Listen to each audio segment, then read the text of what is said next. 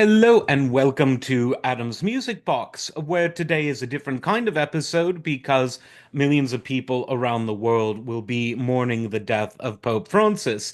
And as a music show, it gives me an opportunity to explore a theme that I've explored a lot of times, which is how European music, as we understand it from a classical perspective, was all derived from Christianity. And of course, the first Christian music was not instrumental, it didn't involve instruments at all. It came in the form of monophonic chanting. And you can still hear that kind of monophonic chanting in many churches throughout the world, but not so much in Western and Central Europe, more in Southern and Eastern Europe, particularly the Greek Orthodox Church, the Syriac Orthodox Church, and others in the Levant still perform their liturgies with the only sort of music, if you will, accompanying it is the divine chanting, which is very different than the contemporary ideas of harmony that we have today. Now, harmony in liturgical European music tended to develop throughout the Middle Ages. It was a gradual process, and by the time you get to the Renaissance, the churches, the Roman Catholic churches in Europe, and eventually the Protestant ones when they were formed, tended to have liturgical music that not only involved vocal harmony, but now involved instrumentation. First, the organ, and then by the time we get into the Baroque era, we have celebratory masses and requiem masses that are orchestrated for what was at that time the full orchestra of the day.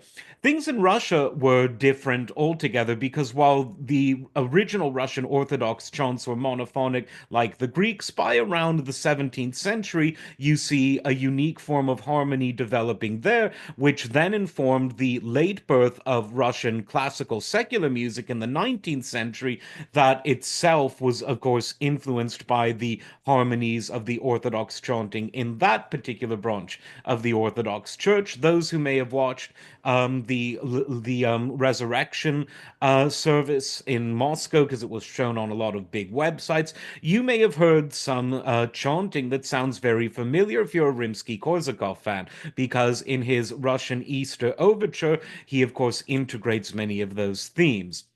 Now, let's talk about something that is very related to papal deaths, or papal, rather, deaths. And this is Mozart's Requiem, generally thought of as the most well known and, in many people's minds, the best Requiem ever set to music.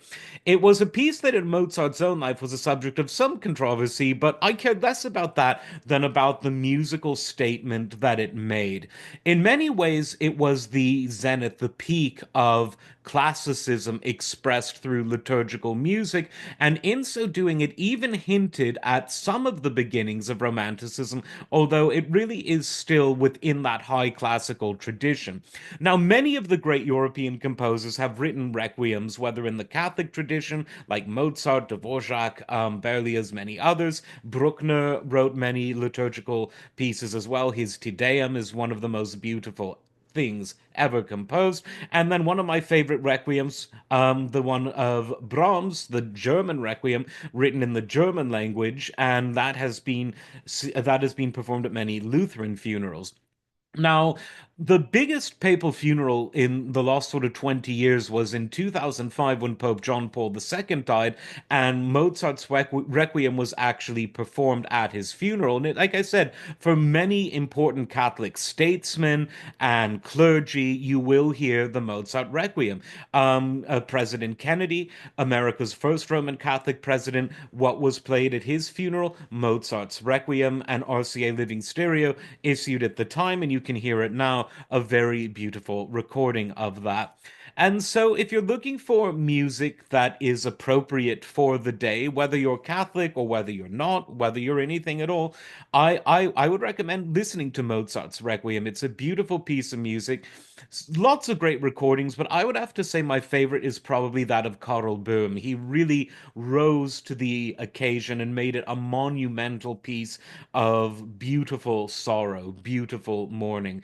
And that version is available in recording recorded form on all the streaming services, and he even did a version of it on film, which, if anything, is an even slightly better performance. But both are excellent by Carl Bohm. So definitely check that out if that's your way of reflecting on what's happened, or if you're just really into the music. Either way, as always, like, subscribe, and we'll see you next time. And obviously, condolences to all those in mourning.